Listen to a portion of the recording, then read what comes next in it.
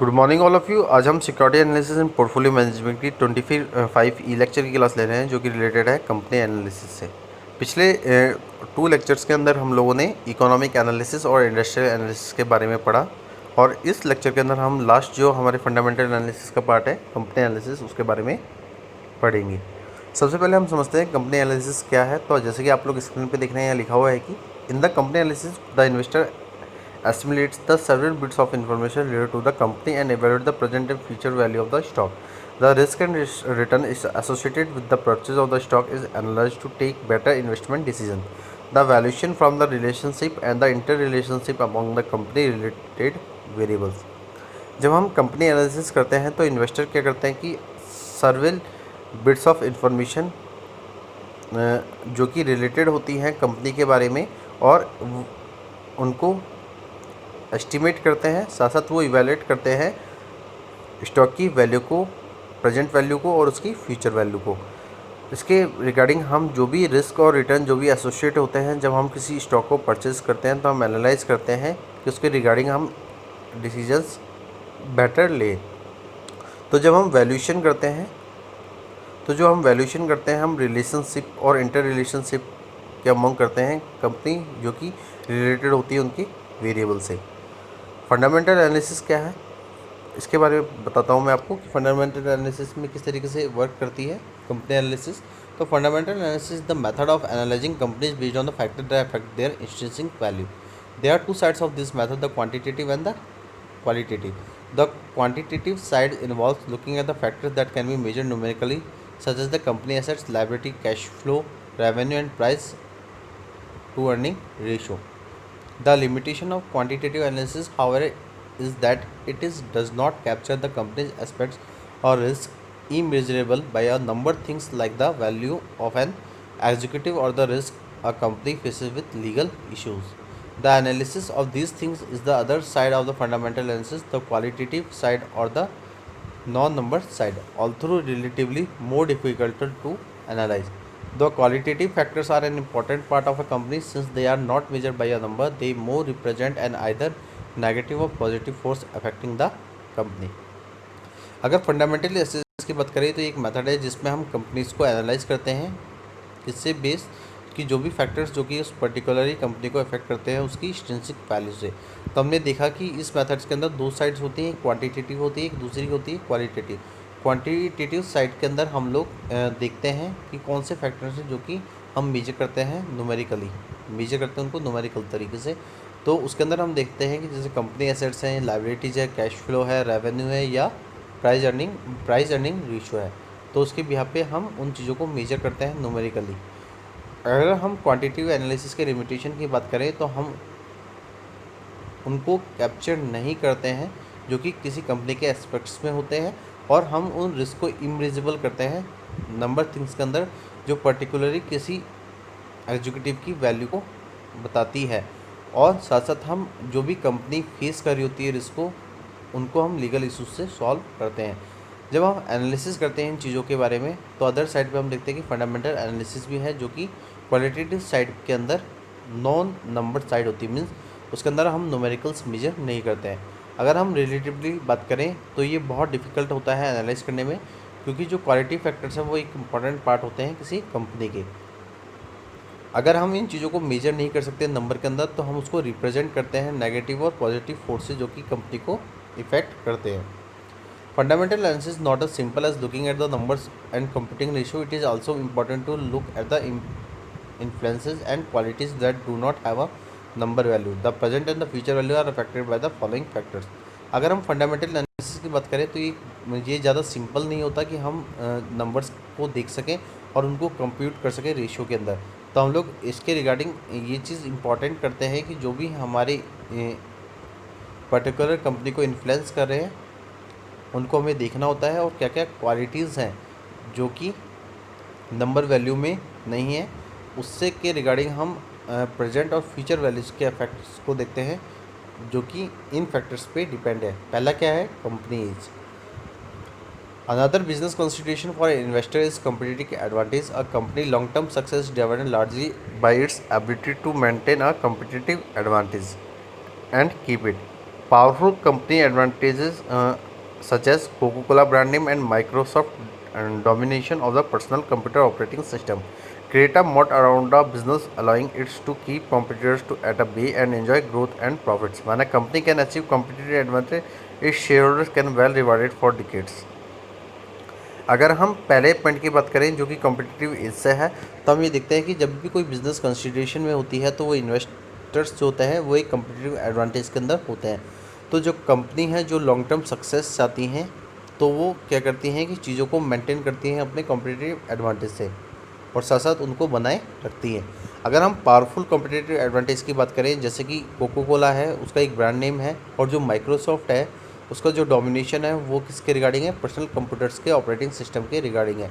तो ये जो हमने क्रिएट किया है, ये कॉम्पिटिटिव एडवांटेज हमने क्रिएट किया है, वो हम देखते हैं कि बिज़नेस के हर तरफ क्या करते हैं कि वो एक कंपटीशन को बनाए रखते हैं, जिससे कि जो ग्रोथ है उस कंपनी की वो ग्रो होती है और वो प्रॉफिट भी इंक्रीज़ कर सकता है। अगर कंपनी अपने कॉम्पिटिटिव एडवांटेज को अचीव कर रही है तो हम ये देखते हैं कि जो शेयर होल्डर्स होते हैं उस कंपनी के, उनको रिवार्ड मिलता है। ठीक है, वो हम देख रहे हैं कि डिफरेंट डिकेट्स के अंदर उनको रिवार्ड मिलता है जब वो किसी कॉम्पिटिटिव एडवांटेज को अचीव कर लेती हैं। नेक्स्ट है market share. The market share of the company has to determine a company relative position with in the industry. If the market share is high, the company would be able to meet the competition successfully. The size of the company should also be considered while analyzing the market share, because the smaller companies may find it difficult to survive in the future. अगर हम market share की बात करें तो market share किसी company का help करता है कि हमें कंपनी की रिलेटिव पोजीशंस को डिटरमाइन करें इंडस्ट्री के अंदर। तो हम देखते हैं कि जो अगर मार्केट शेयर हाई हो रहा है तो कंपनी क्या करती है, अपने कंपटीशन को सक्सेसफुली मीट कराती है।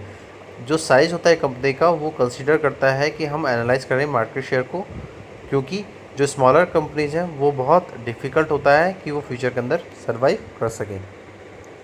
थर्ड पॉइंट है हमारा वो है growth of annual sales. Investors generally prefer to study the growth in sales because the larger size companies may be able to withstand the business cycle rather than the company of smaller size. The rapid growth keeps the investor in the better position, and growth in sales is followed by the growth in profit. The growth in sales of the company is analyzed both in rupee terms and in physical terms. अगर हम देखें तो next जो point है हमारा वो है कि जो एनुअल सेल्स है हमारी उसमें ग्रोथ होना। तो इन्वेस्टर क्या करता है, जनरली प्रेफर करता है कि स्टडी को जो कि पर्टिकुलर किसी ग्रोथ से रिगार्डिंग होती है उस सेल्स के, तो उसमें हम देखते हैं ये इसलिए की जाती है, इसकी स्टडी इसलिए की जाती है कि सेल्स के अंदर कितनी ग्रो हो रही है। तो हम देखते हैं कि जो लार्ज साइज कंपनीज हैं वो एबल होती हैं कि वो बिजनेस साइकिल के अकॉर्डिंग स्टैंड हो, और साथ साथ जो स्मॉलर कंपनी जो साइज़ हैं वो भी उसके अकॉर्डिंग स्टैंड हो, किसके अकॉर्डिंग, बिजनेस साइकिल के अकॉर्डिंग। तो जो रैपिड ग्रोथ होती है तो उससे क्या करता है कि इन्वेस्टर क्या करता है, अपनी बेटर पोजीशन को देखता है उस ग्रोथ के अकॉर्डिंग जो कि पर्टिकुलर सेल्स के अंदर होती है, और वो फॉलो करता है अपने प्रॉफिट के ग्रो होने के लिए। साथ साथ जो भी ग्रोथ होती है सेल्स के अंदर किसी कंपनी के अंदर, उनसे एनालाइज किया जाता है, रुपी टर्म्स में और फिजिकल टर्म्स में। नेक्स्ट पॉइंट की हम बात करें तो क्या है, नेक्स्ट पॉइंट हमारा stability of annual sales. If a firm has stable sales revenue, other things being remaining constant, will have more stable earnings. Wide variations in sales leads to variation in capacity utilization, financial planning and dividends.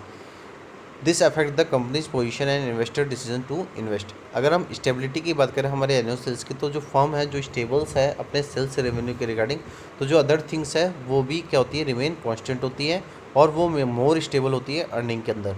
तो जब हम wide variation देखते हैं sales के अंदर तो वो lead करती है कि जो भी वेरिएशन हो रहे हैं हमारे कैपेसिटी यूटिलाइजेशन के अंदर, हमारी फाइनेंशियल प्लानिंग के अंदर या हमारे डिविडेंड्स के अंदर, वो अफेक्ट कर रहे हैं हमारी कंपनी पोजीशन को, साथ साथ इन्वेस्टर के डिसीजंस को जो कि वो इन्वेस्ट करना चाह रहा है।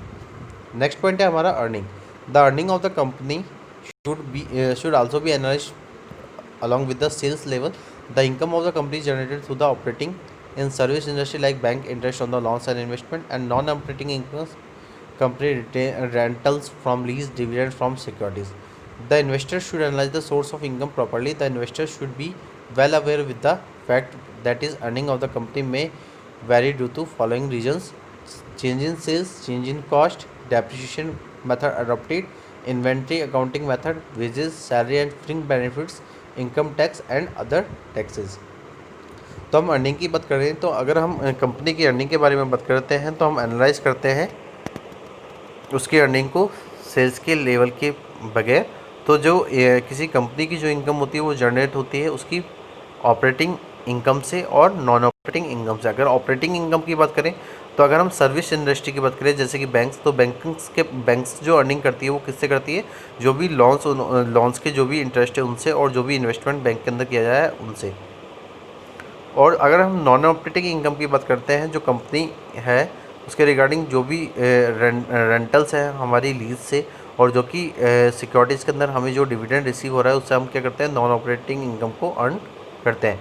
तो इन्वेस्टर क्या करता है कि इन चीज़ों को एनालाइज करता है और वो सोर्सेज ढूंढता है इनकम के। साथ साथ इन्वेस्टर क्या करता है कि बहुत चीज़ों के बारे में अवेयर होता है जो कि उन फैक्ट से रिलेटेड होते हैं जो कंपनी की अर्निंग में किए जाते हैं। और उनको फॉलोइंग रीजन से हम देख सकते हैं कि जो चेंज हो रही है सेल्स के अंदर या कोई भी कॉस्ट के अंदर जो चेंज हो रही है, कोई भी डेप्रिसिएशन मेथड अडॉप्ट किया जा रहा है, कोई भी इन्वेंट्री अकाउंटिंग मेथड में इंक्लूड की जाइए, कंपनी की कोई भी वेजेस हैं, सैलरीज या फ्रिंग बेनिफिट्स हैं, वो एक रीज़न हो सकता है। और लास्ट अगर हम बात करें तो इनकम टैक्स और अदर टैक्सेस हैं, वो भी क्या कर सकती हैं, ये जो फैक्टर्स हैं वो भी हमारे कंपनी की अर्निंग को इफ़ेक्ट कर सकते हैं। इस डायग्राम के थ्रू मैं आपको बता रहा हूँ कि कौन कौन से फैक्टर हैं जो हमारे किसी पर्टिकुलरली स्टॉक की वैल्यू को, प्रेजेंट के और फ्यूचर की वैल्यू को अफेक्ट कर सकते हैं। तो अगर हम फैक्टर्स देखते हैं तो हमने फैक्टर जैसे कि अभी ऊपर पढ़े थे, competitive as, earning, capital structure, management, operating efficiency और फाइनेंशियल पोजीशन। तो ये जो फैक्टर्स होते हैं ये हमें एस्टिमेट करने के लिए होते हैं कि जब हम फ्यूचर प्राइस के रिगार्डिंग हम एस्टिमेशन कर रहे हैं। अगर हम प्रेजेंट प्राइस के रिगार्डिंग बात करें उस शेयर वैल्यू की, तो हम उनको किस तरीके से कर सकते हैं, हिस्टोरिक प्राइस क्या है उस स्टॉक की,